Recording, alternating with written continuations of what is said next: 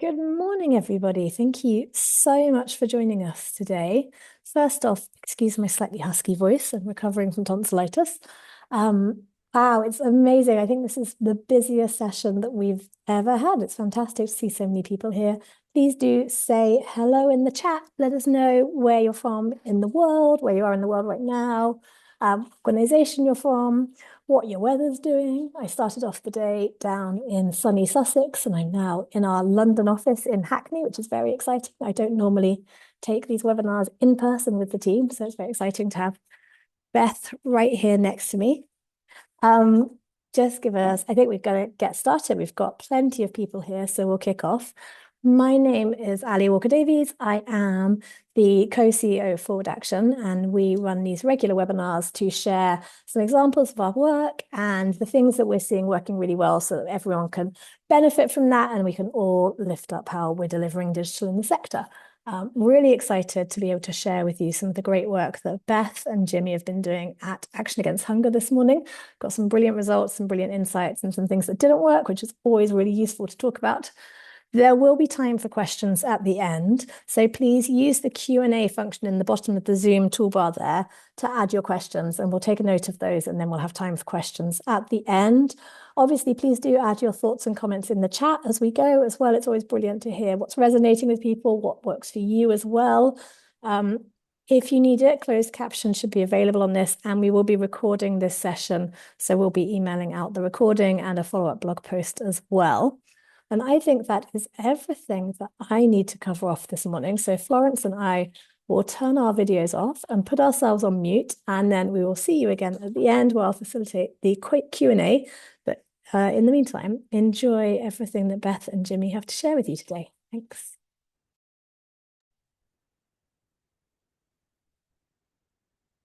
You're on mute, Beth. Brilliant start to the day. Good morning, everybody. It's lovely to see everybody. I'm Beth. I'm one of the partner strategy leads at Forward Action, and excited to be here with Jimmy. Did you want to introduce yourself, actually, Jimmy? Hi, As well. everyone. I'm Jimmy. I'm the Senior Digital Manager at Action Against Hunger. So within our team, we look after the website, email, and our brilliant digital mobilization program that we've been working on with Forward Action. So I'll pass back over to you, Beth. Amazing.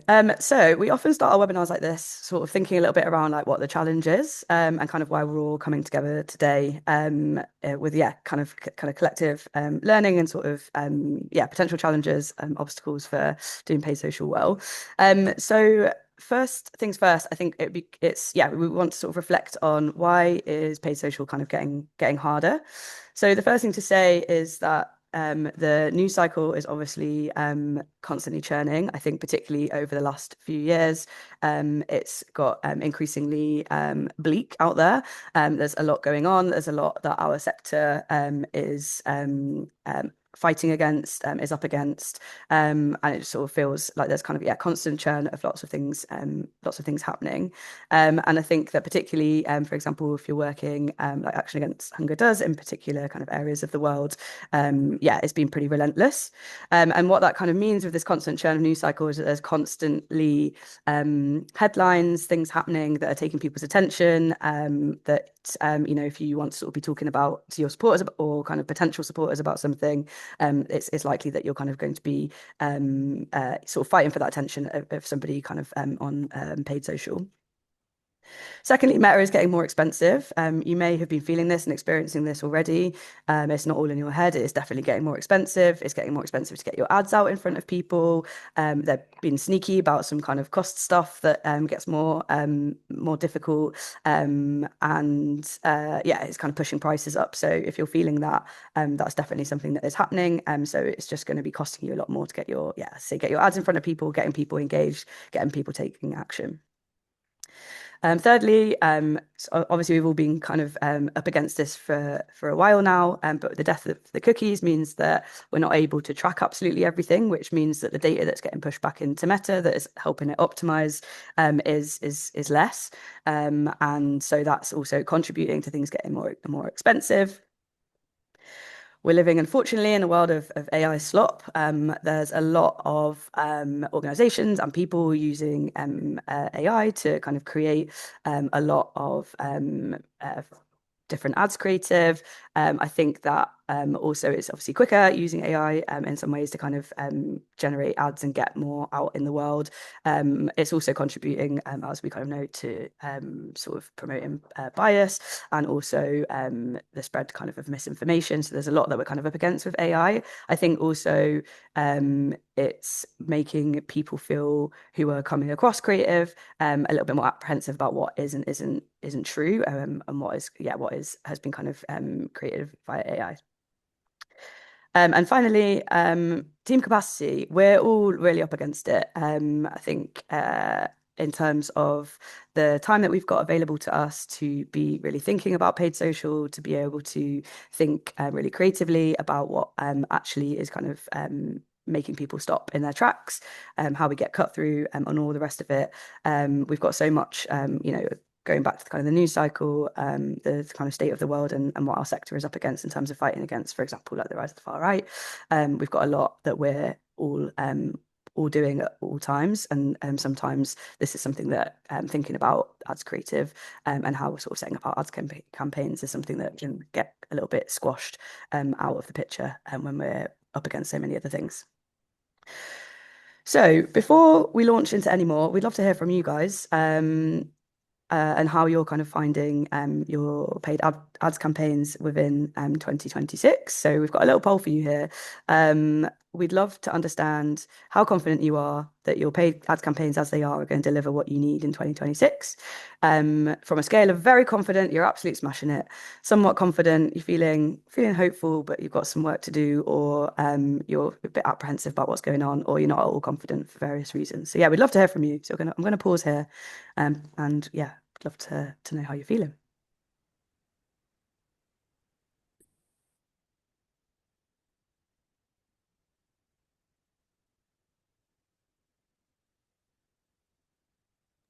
Okay, a bit of a mixed bag. I'm really pleased to see that overwhelmingly we're somewhat confident.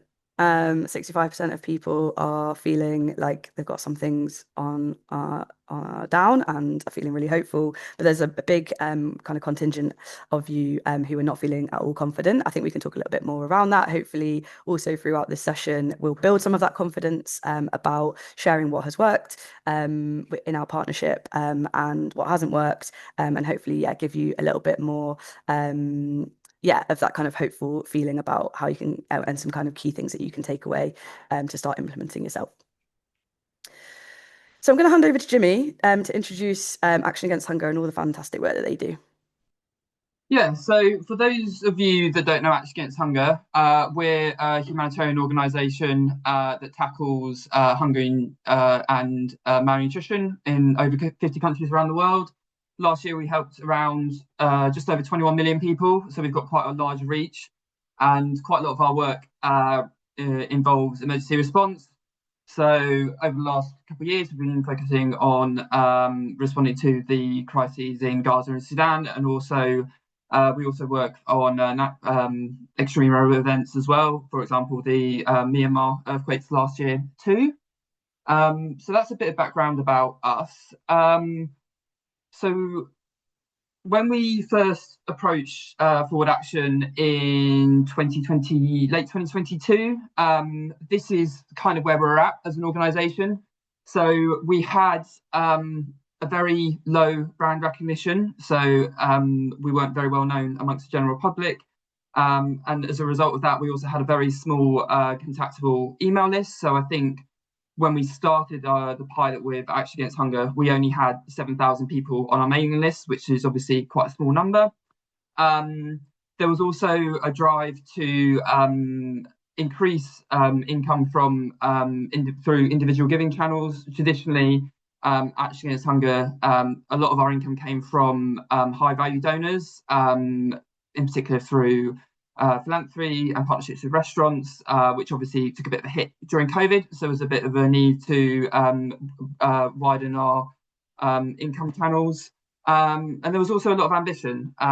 We, with our fundraising strategy, we wanted to double income within 4 years. And basically, we just wanted to get our name out a bit more and focus more on the top of the funnel and digital journeys.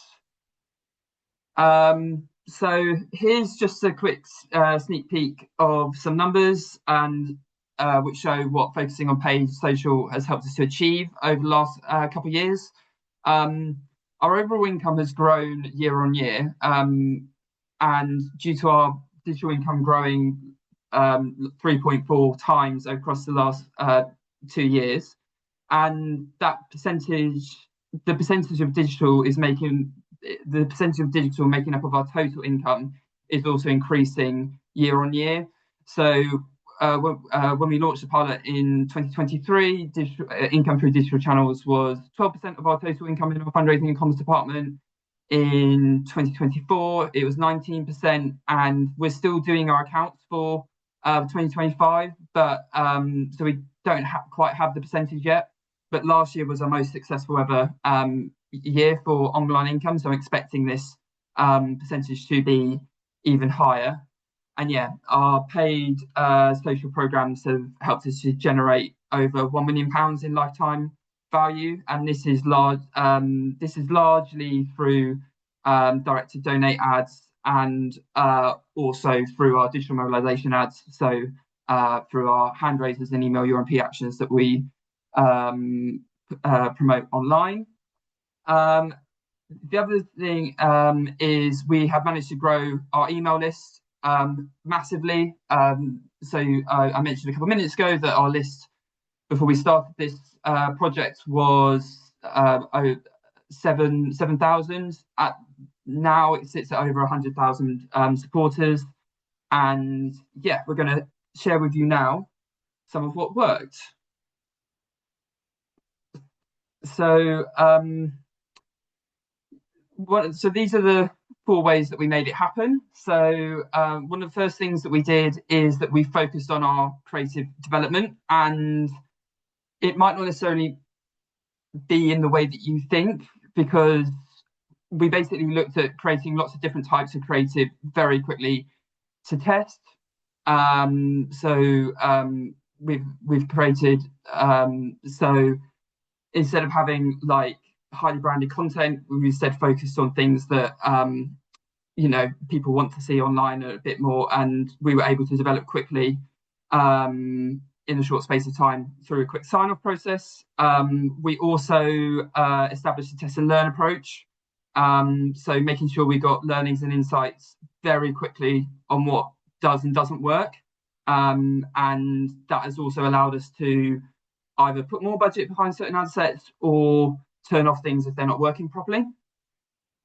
And the other thing we did is that we introduced new ways of working, which I'll talk about later in the presentation in a bit more depth, but that helped us create less red tape and a more agile approach to ads creative and campaign management.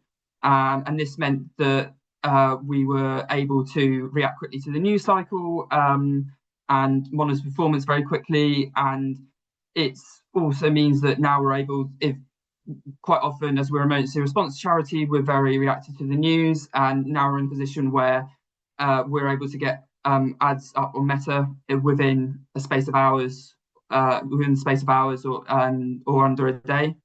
And yeah, I've seen a couple of questions about our team, and I'll get to those later. And yeah, I'll hand back over to Beth to talk through our approach to creative development. Great, thanks, Jimmy. Yes, we're going to take each of these in turn. So the first one is that we kind of came together to work kind of smarter and faster in terms of how we were developing new creative that we could get out really quickly, as Jimmy's mentioned, and be very reactive to the news cycle. Again, as Jimmy's mentioned, a lot of the work that we've been doing is mobilizing people to support Palestinians in Gaza through advocacy actions and donations. And yeah, that's obviously been a very live and ongoing situation. So just reflecting first before we jump into all of the juicy detail about the different creative that we've developed, I think it's worth reflecting on what people are actually looking at sort of social media for in 2026. I think probably a lot of this resonates with me, certainly, probably with you too. I think firstly to pass time. I think sometimes when you've got a bit of time, you can get a bit sort of addicted to your phone. You want to know what's going on. You want to connect with friends.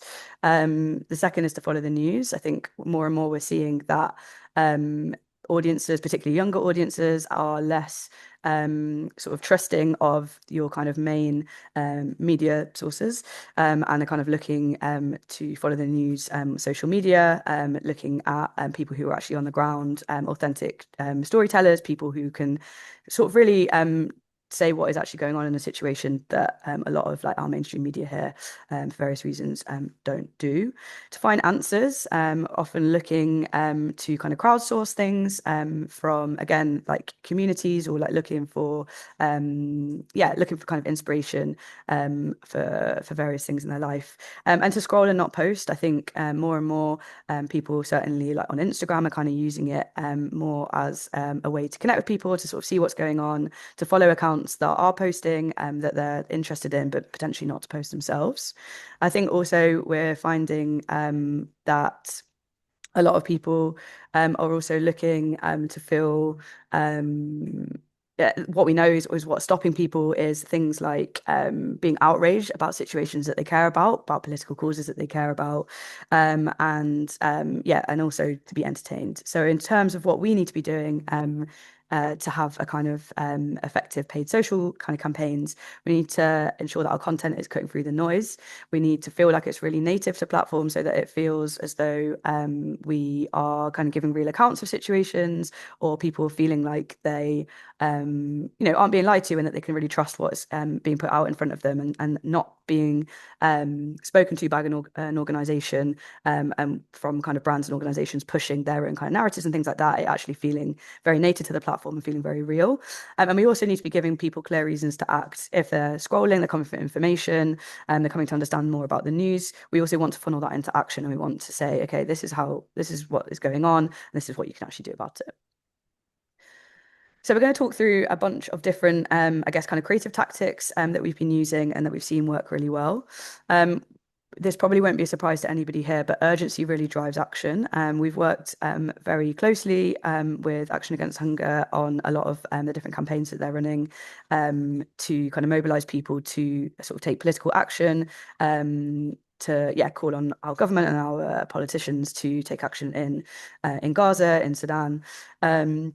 And these types of ads that kind of lean more into sort of the news cycle, they sort of feel quite newsy. So we've kind of got the breaking that's reminiscent of perhaps some news outlets that we might go to for information. We've got the kind of newspaper kind of sort of rip kind of effect, I guess, on an ad. We're saying something is urgent. That we've seen that this has worked really well. These types of ads have seen kind of twice as high click rates as our kind of average of like all the ads that we've been running in 2025. So sort of leaning into that kind of breaking news. And I think, you might be sat here, well, like, okay, well, a lot of the issues that Action Against Hunger, or the people that Action Against Hunger are working to sort of lift their voices up and support, are in the midst of crises that are very live. But we've also seen these types of kind of creatives work for organizations that don't, their issues aren't necessarily in the news cycle, but you can kind of use that breaking news or urgent kind of narrative to bring to life, for example, stats or things that are maybe shocking that your supporters don't know, that aren't necessarily kind of breaking news, but they're really informative things that we want to kind of get out in front of people and are very urgent. Secondly, and this taps into the things that we were talking about around people wanting to coming to social media to have to understand what's going on, to maybe not be so trusting of kind of sort of AI sloppers, as we've called it, or the kind of mainstream news. People want to feel like they're talking and interacting with real people and real kind of causes. We've seen like more kind of human creative really drive results. So using a kind of handwriting font that makes it feel like a real person has written this, or you could actually get a real person to write something. We've seen this work really well. So for example, these types of creative we've seen deliver an 11% cheaper cost per milli. I'm going to say that right, 1,000 impressions. So it's cheaper basically people to get these ads in front of people, but also that's an indication that people are really engaging with this type of creative too. We know obviously lots of you'll all probably have your very strict kind of brand guidelines that are very that we must all protect our brands. But I think what we've basically seen also work and something that we've been able to do really effectively with Action Against Hunger is actually design creative that is really undesigned. That's a bit of a paradoxical, but yes, it's very undesigned. So, for example, it looks as though like this could be like an email that somebody sent from their own, their own personal inbox or whatnot.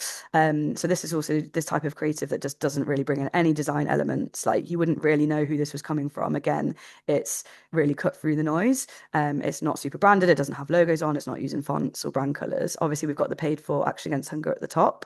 But in terms of how somebody's receiving this type of content, it feels very it feels very different from that kind of heavily designed and polished creative that they might be seeing on their newsfeed. Another sort of type of, I guess, design sort of like element, I guess, that we've been using a lot with Action Against Hunger, but also broadly like across other partners where it feels relevant and often see very strong results, is using maps.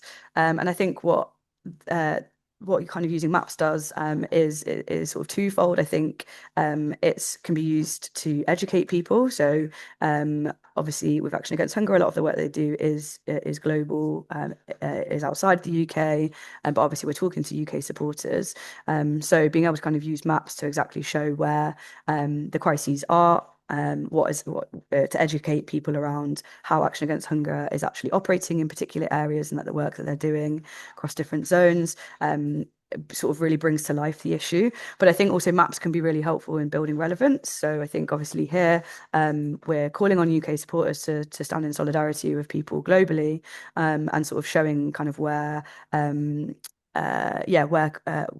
where we're sort of working and where we're talking about is obviously really important, and using maps. But for example, you could also use maps in a way, for example, if you've got like a localized political campaign, if you're sort of wanting to mobilize people in certain nations or in certain constituencies, leaning into using maps to bring to life like the relevancy of an issue in someone's local area as well, is a really important way of kind of connecting with your audience. We all love a shared villain. We all love getting behind somebody who has wronged us or wronged people that we care about. We've seen this work very well, particularly Keir Starmer, very dislikable. And we've seen, more and more that a lot of the ads that we've been kind of putting out that have featured his name, his imagery, have really resonated.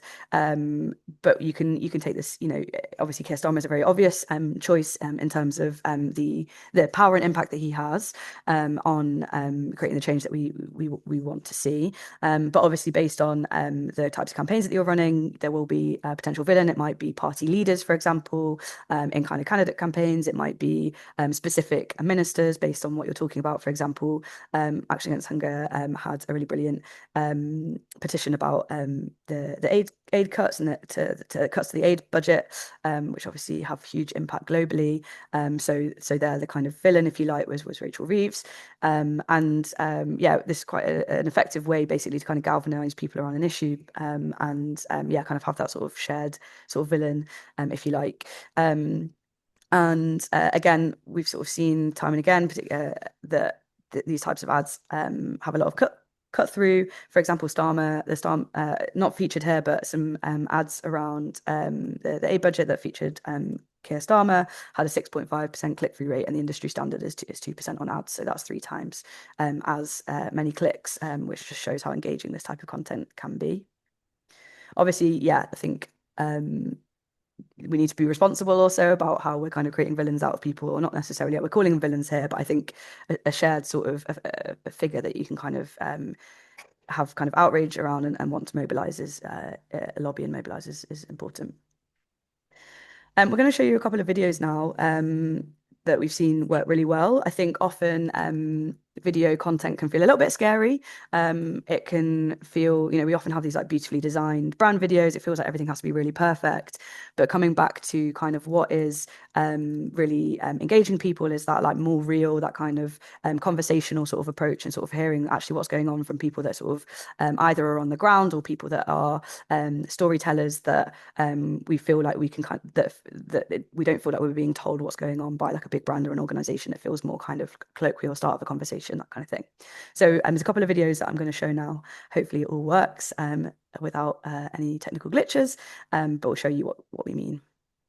Children born at the start of the Sudan war have just turned 3 years old. All those children have ever known is war. Millions of families are facing extreme hunger and danger, some surviving on 1 meal a day or less. Families are being pushed to desperate measures just to survive. Parents have lost their children, and over 14 million have been forced to flee their homes. We've supported nearly 2 million people in Sudan since the conflict began, but we're under immense pressure.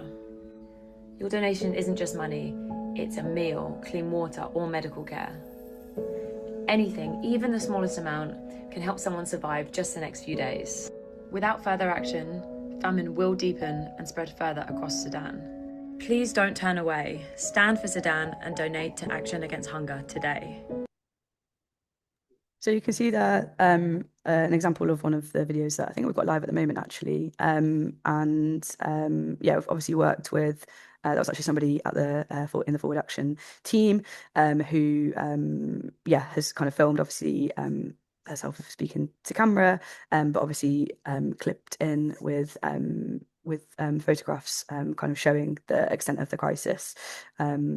It's obviously not highly polished. It kind of clips up a bit, but hopefully it feels very powerful, and you're able to kind of get the kind of messages across that we want to, without it, feeling that you're sort of being particularly sort of bombarded with lots of information, but it's a bit much more kind of emotive video.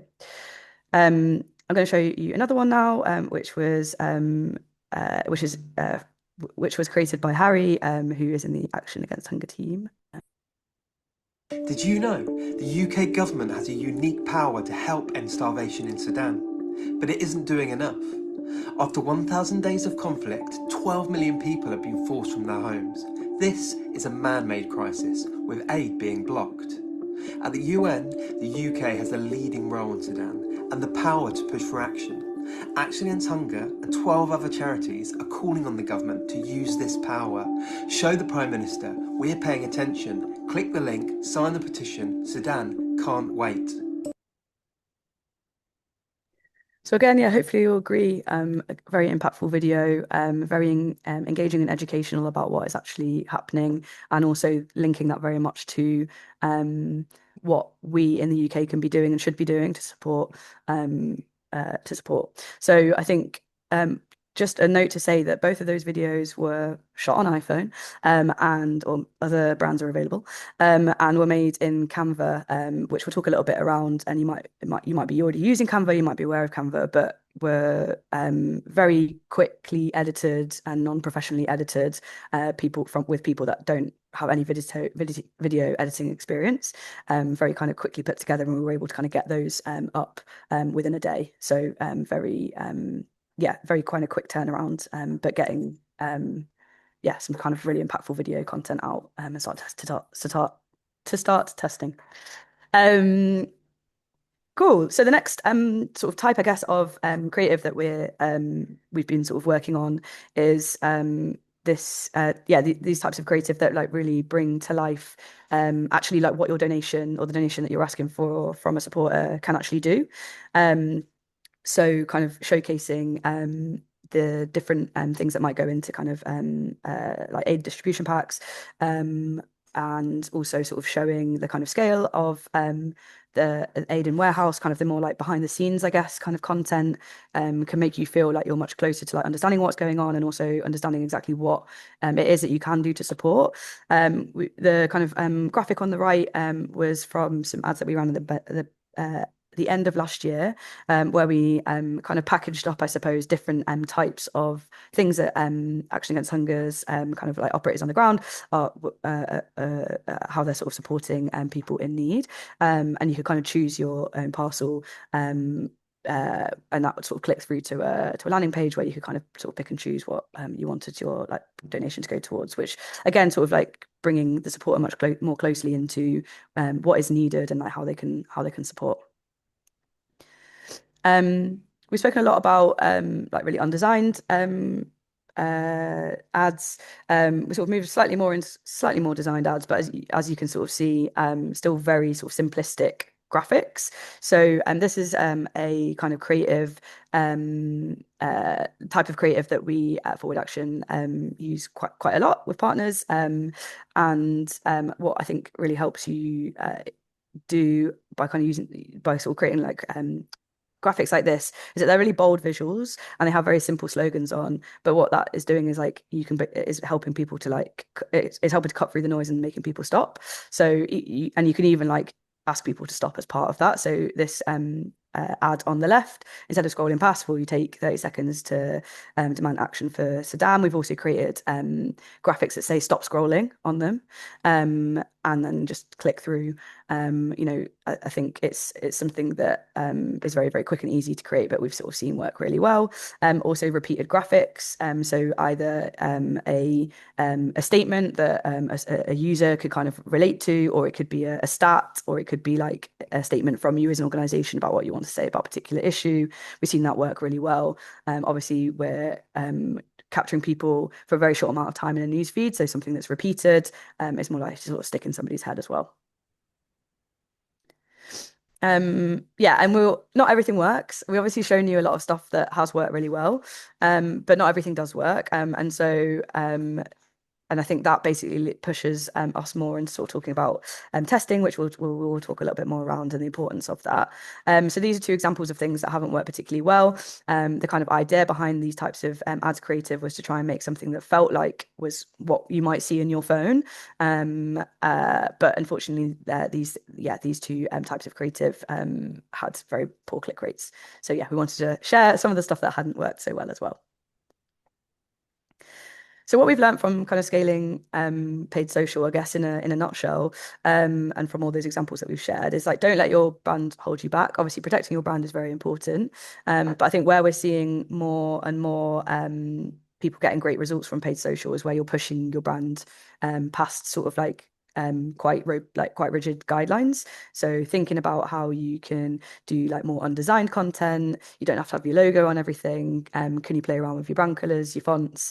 How can you bring in pictures of villains, like that kind of thing? I think is really important and is basically the stuff that we're seeing get the most cut through at the moment, because it just feels a lot more real and like less that you're kind of an organization dictating to an audience. It feels much more that you're all kind of on even footing and you're all wanting to come together to make change. Secondly, is making videos that feel really native. Obviously, we've given some examples of that kind of more straight to cam, educational type of content, building that kind of two-way relationship, and also don't let kind of tools hold you back. So you don't have to be a whiz on Photoshop or InDesign. There are lots of tools that you can kind of use, such as Canva. I think we've spoken about that, where you can even upload all your brand guidelines to that, and then you can play around with that in Canva. And like, I am not a designer or a creative, and like even I can use it pretty to a pretty decent level. So I think don't feel nervous. You don't need to invest loads in tools that are going to help you make ads creative that really stands out. So in terms of the next thing that we're going to talk about, obviously we've shown you all of this creative that we've got, we wouldn't have been able to get that out in the world without like having a really strong kind of test and learn approach to things. So I'm going to talk a little bit more around the testing that we've done. So the first thing to say, and sort of Jimmy mentioned this earlier, is that there's kind of two broad routes, I guess, to those fantastic stats that we saw at the beginning in terms of supporter acquisition and digital income growth. And so they're the sort of two sort of strands of kind of campaigns that we're running on paid social and PPC. So just to chat that through a little bit in terms of what channels we're using. So for supporter growth, we're mainly focusing on Instagram, Facebook, and then playing around with Advantage Plus on Meta as well. If you're not aware of what Advantage Plus is, it's basically you can upload the creative that you've got, and then Meta will place it across the placements that it will fit, and then it will optimize those placements for you, as opposed to you manually deciding what placements that you want to have there. We haven't really done so much in terms of Google Ads and like YouTube for ads for supporter growth, but then for donor recruitment, we've used all of those all of that sort of channel mix. And I think what's really important is that you do have a diverse mix of channels that you're kind of using and that you're continually testing. So and obviously there's different reasons why you might use different channels. So obviously for Instagram, you're more likely to be speaking to a younger audience. Video is much more like the format that could be using, and that more like sort of like longer kind of what do I mean? Yeah, like taller videos, like for your stories and things like that. Is kind of more the sort of stuff that you can kind of play around with there. Facebook, more like to be an older audience. We sort of more typically kind of see static imagery work really well there. Using a Meta Advantage Plus, as I say, it's algorithm led, so you basically can upload what you've got, and then Meta will do work its magic, or yeah, for you. And then Google Ads, obviously people that are searching for things have a much higher propensity to take action, but we often find there's a bit of a challenge with driving volume there, but still really important to test. Like if you look at the bottom, those bottom numbers below, that's the platform that we see the highest return on ad spend, but volume is the more kind of crunchy part there. And then YouTube, obviously more and more people are starting to sort of unlock advertising on YouTube. Again, you've got that kind of younger audience, and it's much more geared towards video. With donor recruitment, like we have tested it, we didn't get brilliant return on ad spend. So I think there's either thinking about like why that is and how where you can kind of move to next. But I think basically to sort of say that all of these, it's interesting as well. So for supporter growth, for example, Advantage Plus actually brought in like our highest volume of leads in 2025 at the cheapest cost, with Facebook just behind. And then, but then interestingly enough, Instagram actually brought in a higher donate rate and return on ad spend. So again, I think it's and then for income generation last year, the best performing platforms from a return on ad spend perspective, as I mentioned, were kind of Google Ads and then Instagram. But again, we sort of struggled to get the volume that we saw on Meta. So again, it's just really, and then most of the donations came from Instagram and Facebook in terms of volume. So it's just different channels can support in different ways, and it's just really important that you try and test as much as you can and kind of optimize and kind of continue to test. And I think a note on testing is that testing is not just about like figuring out what works and then sticking to that. Testing is forever a work in progress, and it's about getting the best results right now. We spoke at the beginning about what is going on in the world of paid social in 2026. Obviously, there's so much that is continuously changing about the platforms that we're using, about how people are using the platforms, about different platforms that are coming out and are kind of growing in use and things like that. So testing is about getting the best results right now. And an example of, I guess, something that was surprising with testing, I mentioned that we found often that like the kind of tangible imagery where you're showing like what is your donation can pay for. We saw that work really, really well when we were raising money for working in Gaza. And so when we were looking at rolling out the Sudan appeal that is currently live, we thought, we'll definitely lean into kind of creating that more like tangible, creative. But really interestingly, this ad creative performed worst in the whole campaign. So I think the main thing is to say that it's not just about testing something once and then banking all your money on that kind of thing. It's about taking what you've learned and then continuing to build on it and seeing if it works within a different context, and continuously thinking about different ways that you can bring to life what you want to share with your supporters. And then just a quick note on things that where we're thinking about testing next. We're definitely looking into new platforms, so we're looking to roll out Bing. Fairly soon. I think Bing is a really interesting platform. Again, similarly, from my experience, you don't get huge volumes of people coming through, but what you do get from Bing is that it tends to skew a bit older and more affluent. And so again, you can get really strong return on ad spend from rolling out Bing campaigns. And as you've seen, we're kind of leaning much more into video, trying to create more kind of the videos that I showed you earlier, which definitely feel very relevant for TikTok. So that's something that we're always thinking about testing and kind of what we can build on.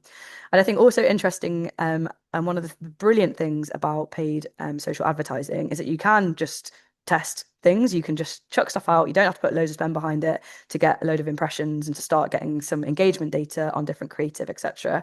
And so what we've basically been able to take from that is we did a bunch of testing. We've seen that kind of more tangible stuff as like broadly work quite well. And what we've then been able to do is take the ads learning and then build out from there and build kind of backwards. So for example, we've taken, as I say, that kind of learning, that tangible stuff people want to know, a bit more of the nitty gritty of like where their donations are going, what's being spent on, want to be educated around that.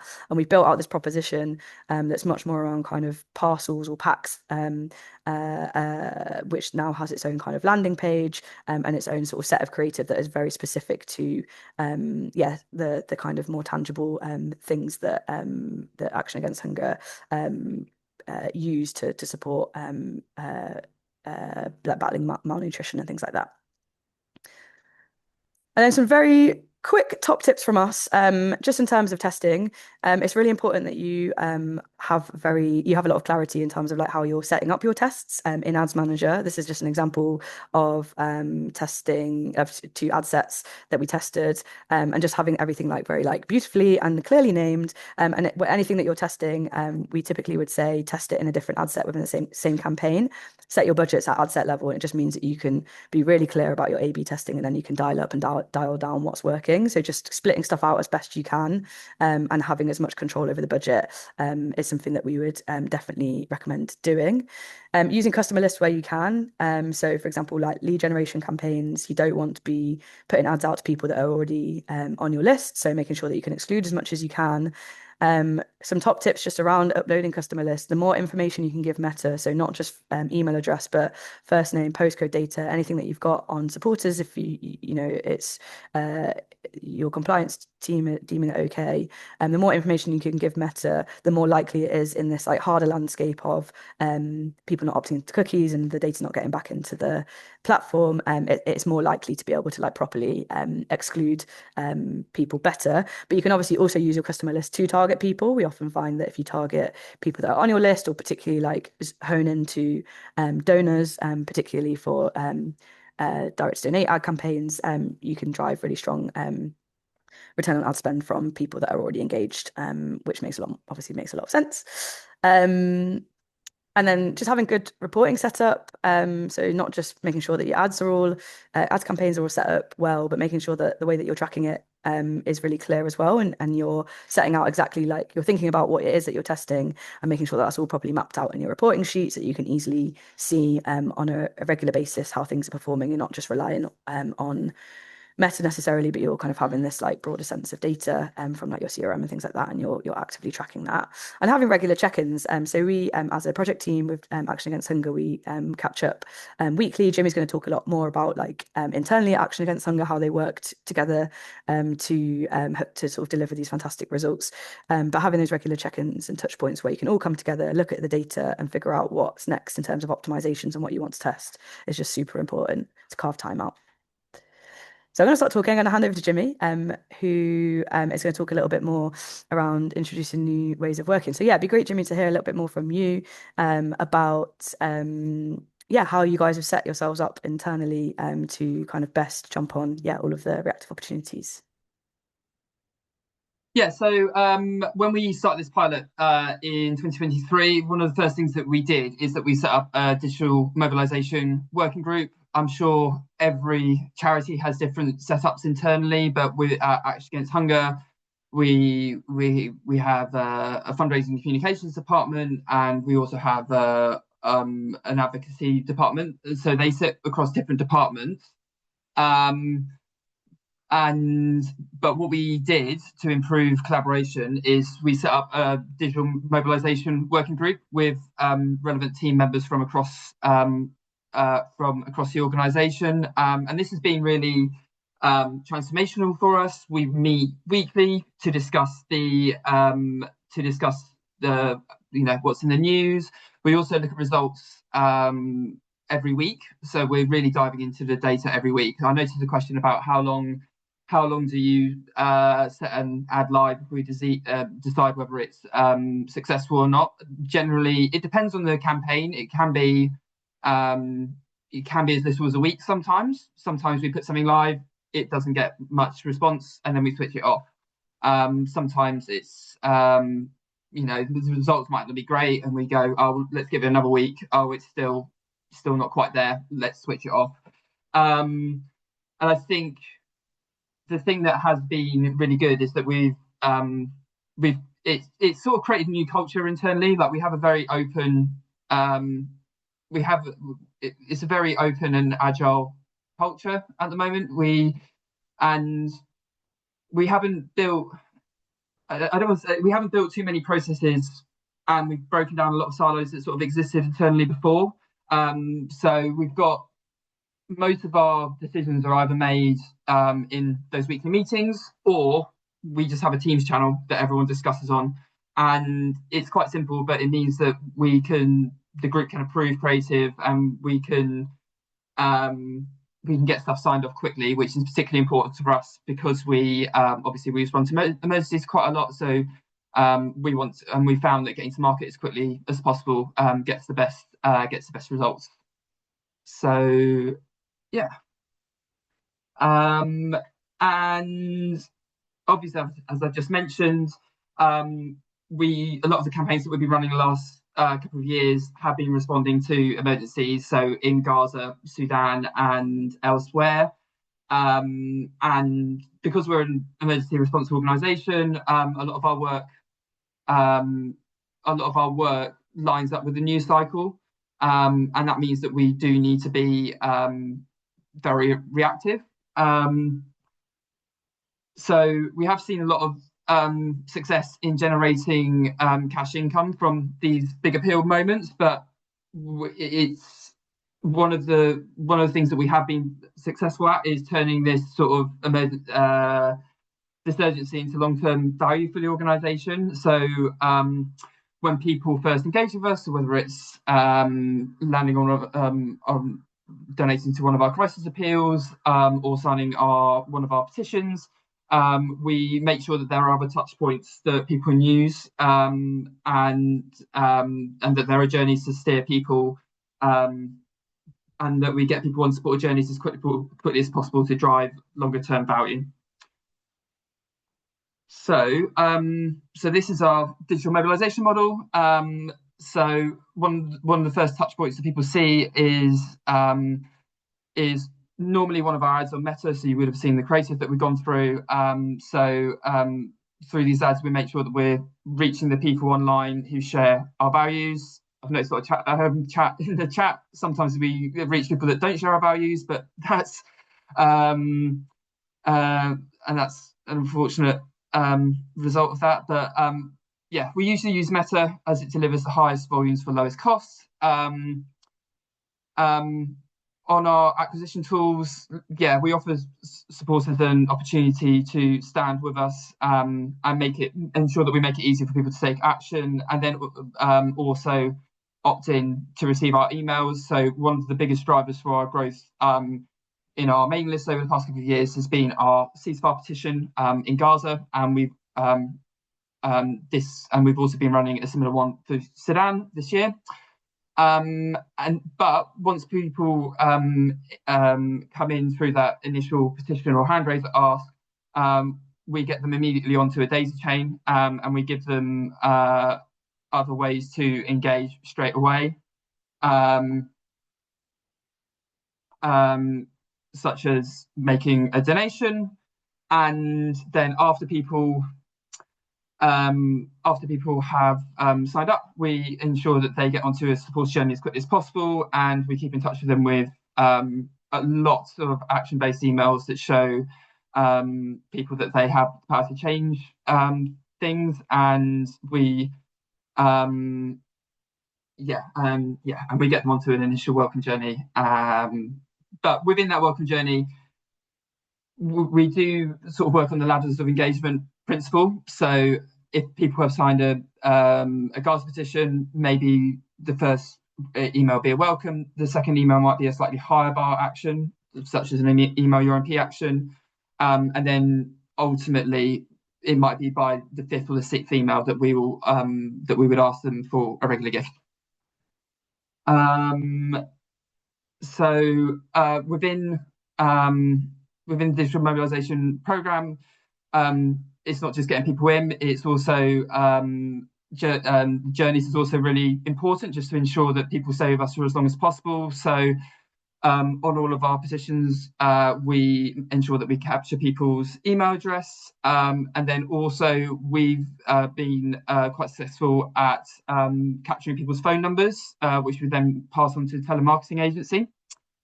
And yeah, so things to consider would also be another thing that we've been testing that's been very successful is after people have given us a one-off single gift, we immediately hit them with regular gift asks as well for cash donors too. So Amazing. Jimmy, I'm conscious of time. It's totally my fault. It was the Madonna mic, and I just got a bit excited about talking about ads creative. I'm wondering if we pause here and allow some time for Q&A, because we've got 5 minutes or so, and then obviously we can share the slides with people afterwards. If that sounds okay to you. Yeah, that's fine. Yeah. Amazing. I think lots of people have been sharing tips in the chat, which is amazing to see. But yeah, time for questions. I'll hand over to you, Ali. All right, brilliant. Thank you so much, Beth and Jimmy. There was so much information in there. And what was amazing to see is all the conversations happening in the chat and people answering each other's questions and really building that sense of community and sharing the learnings that we all have. So thank you for that. Bearing in mind that we don't have a lot of time for chat, but as Florence says, we've got all these questions, and what we'll do is we'll do a blog post that kind of answers a lot of them together as well. But in the time that we do have, a question I have for you both is, okay, there's logistical ones kind of around your spend and things like that. But I think there's something to be really valuable for people on the call today, which is how would you approach paid social for a smaller charity with a limited budget? So there's people saying that their meta ads are lacking in conversions for fundraising and donations. So have you got any advice for smaller organizations and how they should get started? Do you want to go, Jimmy? I'm happy to jump in. Yeah, I can go. I think smaller. We started with quite a small budget ourselves, and I think just testing and learning is probably the initial thing, and then I think one of the things that we've been quite successful at is by doing a lot of testing and learning and getting results and building our mailing list and also building online donations. Once we have that sort of, I would go out there and test as much as possible and then build that proof of concept. And then once hopefully more income and supporters are coming in, then that will, allow you to build, so you have that proof that this works, and then you can go and ask for more budget. That's what we did actually Against Hunger. I'm not sure, Beth, if you have any other tips.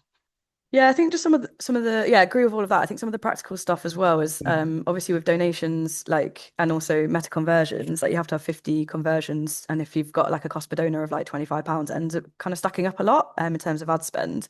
So I think some of the stuff I'd maybe think about is considering some of your engagement metrics and maybe doing some initial testing and sort of looking at your click rate and things like that, and maybe setting things up for your conversions to be clicks as opposed to donations, because I think then what that will allow Meta to do is optimize more quickly, and you can start getting some more learnings that way. And then in that sense, you don't have to spend as much because you're optimizing towards a lower bar conversion rate, if that makes sense. So that's probably one of the things that I would do. It is tricky.